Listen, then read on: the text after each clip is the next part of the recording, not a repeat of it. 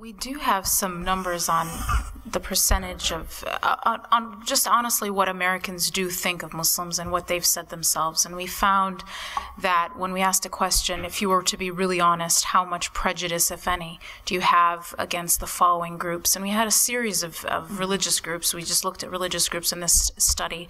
And we found that more than 60% of Americans admit to having at least some prejudice against Muslims. 19% said they had a great deal of prejudice, which is really an alarming number, 1 out of 5.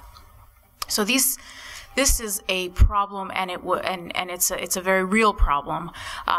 Muslims were the most negatively regarded religious group in our study, and we looked at almost all religious groups, with the only 2 that were worse off, in fact, are Scientologists and atheists, which I'm not sure if we would even consider either of them a religious group. So we cannot pretend that all is well. Now, what is at the heart? We actually did a driver analysis. What predicts or what drives extreme prejudice? We looked at that 20% or 19% that said they had a great deal of prejudice. The strongest predictor of extreme prejudice against Muslims was an unfavorable opinion of Islam as a faith. That might seem like an obvious result, but it actually has huge implications, because what we have to realize is there is this very concrete connection between demonizing a faith, which we're actually pretty comfortable doing, until someone, as long as someone is just bashing the faith, that doesn't feel like it's a type of prejudice.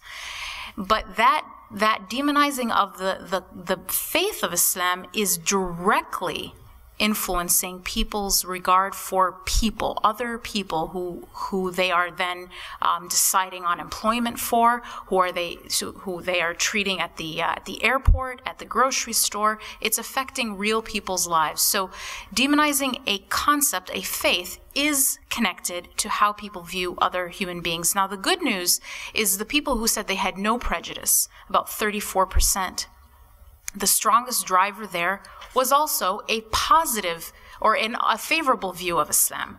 So that was the key difference, is what you thought about Islam. Now, what came after that was knowing a Muslim. That also was a positive driver.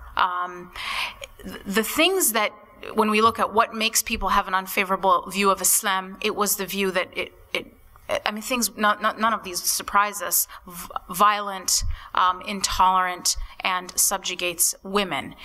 What I think is so interesting is when we do, I direct the Center for Muslim Studies, and we have the largest, most comprehensive study of Muslim opinion ever done. We cover 90% of the global Muslim population. And what we find when we actually ask a representative sample is many of the things that drive unfavorable opinions are actually directly false. They're simply not true when you actually ask people from a wide, to actually get a representative sample. One very easy to look at example is the 74% of Americans say they disagree with the notion that the majority of Muslims believe men and women should have equal rights.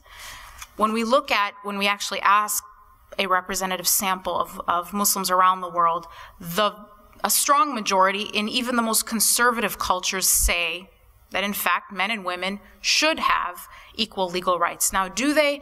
Maybe the answer is no. But the normative standard among people, among a representative sample, say they should.